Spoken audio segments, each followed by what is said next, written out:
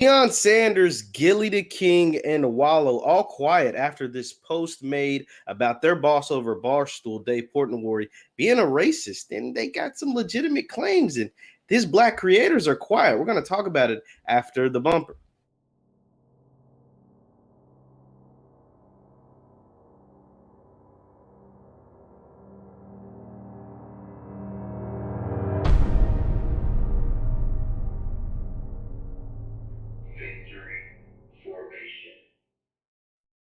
What's happening, everybody? Jeff Lightsy Jr. here with the Black Boss Channel and Victory Formation. Be sure to hit the thumbs up button, like, share, subscribe, and the notification bell because we upload every single day. It's like a gnat or something flying around here.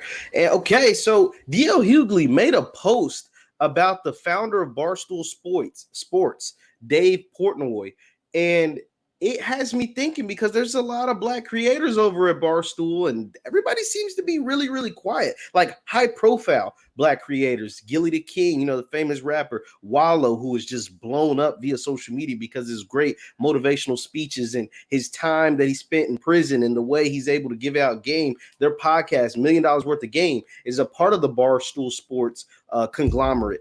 Deion Sanders, Coach Prime, and the 21st in Prime, him and Jamie Duke's podcast is a part of the Barstool conglomerate. And everybody seems to be really quiet about, after this post made by DL Hughley. So I'm going to share my screen and show you exactly what DL Hughley put on Instagram this week that, like I said, has not gotten a response as far as I've seen. So here is the post. Let's listen.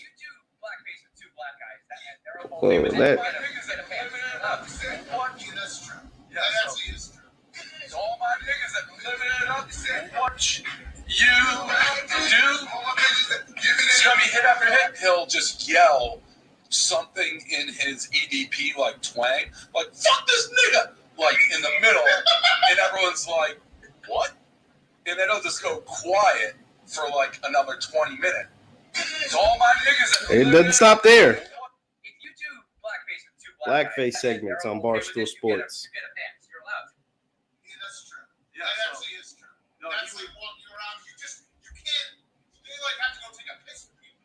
Yeah, you cannot. Oh no, but this particular Halloween, I dressed up as Craig Sager.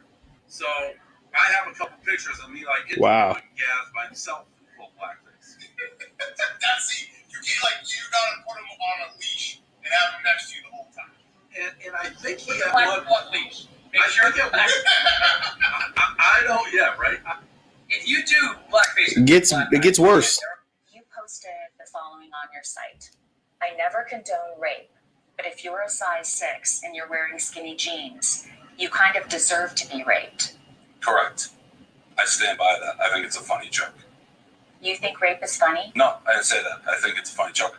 Do you understand how offensive that is? No, I obviously don't. You posted the following on your site. It says, props to dude from Minnesota who said enough of this and ran over protesters in the street. Okay, so there's somebody running over protesters in the street. And then this is a joke from 2016. It says, anybody who disagrees with me saying Kaepernick looks like he's related to bin Laden is a moron. Okay, so then he compares Colin Kaepernick to Osama bin Laden. So what's so interesting about this is because white people being racist is like, that's age-old thing. Like that's not something that's new. It's interesting that this comes out around the time that Bill Cosby is released, and I hate relating a lot of things back to Cosby, but it's very prevalent. It's very true because we saw our people so quick to jump on each other about the defending of Bill Cosby, even though there was no evidence or anything that you had to say about in the positive light of Bill Cosby, whether you thought what he did was wrong or right, but to say some of the things that he's done throughout his life is good, you were just demonized basically. And Cosby as his character and him, he was demonized. Whether you thought everything he did was perfect or everything he did was wrong, it didn't matter. Like you were demonized for saying anything about Cosby. I bring up Cosby because of this. There are high profile people that work over at Barstool Sports. Deion Sanders, who's the head coach at Jacksonville State, who was a college football Hall of Famer, who was a pro football Hall of Famer, who, when he speaks, people listen. He works over there at Barstool Sports. He does work with Dave Portnoy. And he has not said anything about this post DL Hughley has put out. Gilly the King, who was a famous rapper who was signed to, Cash Money, who made some hits, who did his thing, and now has become even more successful as far as his social media presence, as far as, his $1 million worth of game podcast, which is a part of the Barstool Sports conglomerate, and his cousin Wallow, who did 20 years in prison, who has been a social media darling, essentially. No offense to him, not to disrespect the man, not to emasculate him, but the fact that his $1 million worth of game and his books that he sold and the things, his podcasts and his speeches that he gives out is so insightful and so uplifting to our community. And for these guys to all be really, really, really pro-black, right? Like all of these guys preach being pro-black. Deion Sanders is super spiritual and religious. And for them to have these, this is what they have portrayed themselves. This is who we think they are. This is, what we look up to them. A lot of people look up to them because of these stances. And to not say anything about this post, I mean, DL Hughley's post has, over hundreds of thousands of views, has tens of thousands of likes and shares and comments. And nobody has yet to come out and say anything about this. Now, I had always heard that Barstool Sports did a lot of racist stuff, right? Like I don't pay attention enough to Barstool to know. I became a consumer, I guess, of Barstool recently because they added great black creators. They added Deion Sanders. They added Gilly. They added Wallow. They added the $1 million worth of game. They added 21st and Prime. So that's when Barstool got on my radar. I'd always heard about them being controversial. And maybe this is why nobody has said anything, because they knew this the entire time. But I wasn't really aware. Like I always heard of Dave Portnoy doing racist stuff and saying all kinds of crazy stuff, but I didn't know because I didn't pay attention. I'm not a Barstool consumer. I'm not his demographic, I guess. I don't know, whatever. They came on my radar when they added Deion Sanders, when they added Gilly and Wallow.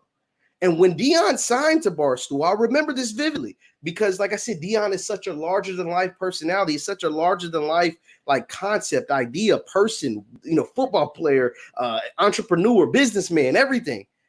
That when he signed, a lot of people were disappointed in Coach Prime. And a lot of people were disappointed in Deion because of things like this, apparently. The people who actually were paying attention to Barstool knew this stuff was going on. And it's like, dang,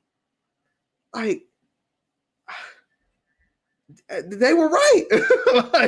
I'm sitting there thinking, wow, these people were right the entire time, and it took for somebody like DL Hughley to put it on my radar. Now, don't get me wrong. It's like, Jeff, well, why would Gilly, Wallow, Deion Sanders, Jamie Duke, all of these, intelligent black men sign to Barstool Sports, knowing that their founder, their owner, this guy Dave Portnoy, does all this crazy stuff and essentially a blatant racist. It looks like he's a blatant racist, blackface, saying the N-word, doing all this kind of crazy stuff. It's because Barstool Sports is worth a lot of money. Barstool Sports, Dave Portnoy is worth hundreds of millions of dollars, if I'm not mistaken. Barstool Sports, it started as a blog. Portnoy, I did some reading up on it. He started it off as a blog out of Boston. And these guys out of Boston, they get a lot of success out of their sports blogs. First was Bill Simmons. He had Bill Simmons, The Ringer, and he worked for ESPN for a long time. And then it was Portnoy with Barstool Sports. They started out of Boston, and it grew because these Boston fans are just freaking, they love their sports. And it's like Boston's oh, it's Beantown. It's white men to get really, really, crazy about the Celtics, the Red Sox, and they have all the sports right there in Boston. The Celtics, the Red Sox, the all of the Penguins, I want to say, Bruins, the Boston Bruins, my bad, not the Penguins, the Bruins. And all of those sports are right there in that major city. And so they're worth hundreds of millions of dollars. And they have millions of people, not just in this country, but around the world, that pay attention to their sports, to their site, to their, what they're doing over there.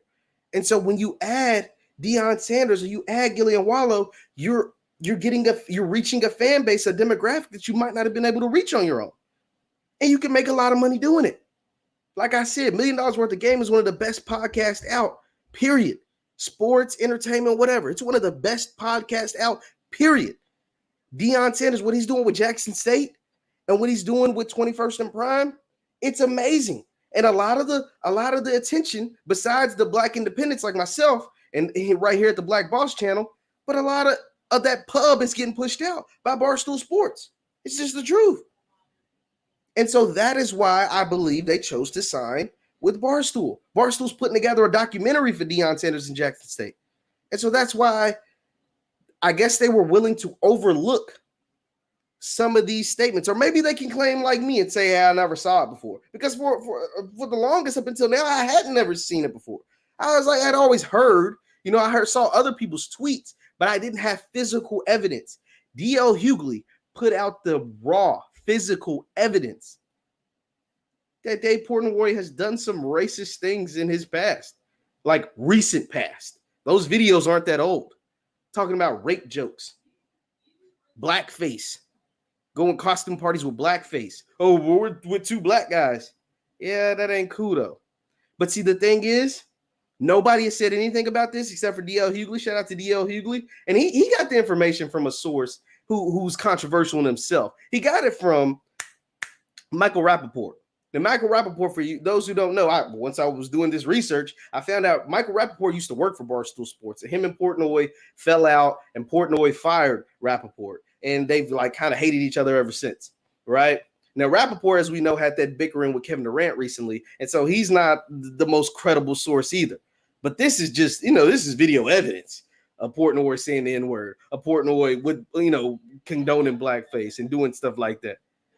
So, I mean, I don't know, man. The fact that this is resurfaced and the black creators over there, Gilly, Wallow, Deion Sanders, Jamie Dukes, I'm going to say the names. It's disappointing that they haven't addressed it. It is disappointing. I mean, I still like these guys. I'm still going to be a fan of these guys. But the fact that they're just letting this go unscathed and not saying anything. And if you look at the comments on DL Hughley's post, right? If you look at the comments, you'll see, other high level, like Steven Jackson, who has a successful podcast as well. DC Youngfly, like, Rappaport, of course. And some other people, like I said, thousands of comments like, yo, what is going on? Like, hey, this ain't this your man's?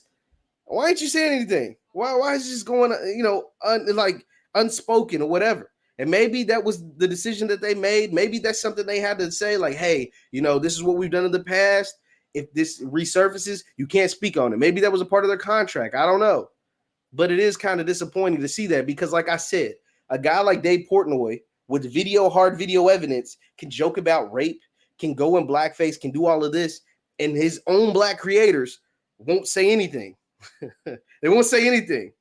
But a guy who was a living legend and a Bill Cosby gets accused of things. Now, I'm not saying Bill Cosby is a perfect man, but with zero evidence, and every black person on the face of earth has everything to say. And make sure that you are put down publicly if you are in support of Bill Cosby. That, to me, is just mind-blowing. That's why I brought up Cosby, because it's like our own people will make sure we denigrate and destroy ourselves and allow the white man to continue to thrive. Allow the white men to continue to have success and allow the white men to get away unscathed and won't say anything bad or say anything, indifferent about anything. This is your boss over at Barstool. You have nothing to say about his actions? That is mind-blowing to me a little bit. Leave your thoughts in the comments. Leave your thoughts in the chat. Once again, I'm Jeff Lightsy Jr. at the Black Boss Channel and Victory Formation Sports Show. Be sure to hit the thumbs up button, like, share, subscribe. Thank you guys for tuning in. And I will see you next time. Please leave your thoughts because I want to hear everybody's thoughts and comments about this stuff. Maybe you already knew. And if you did, leave that in the comments as well. Thanks, you guys. I'll see you next time. Peace.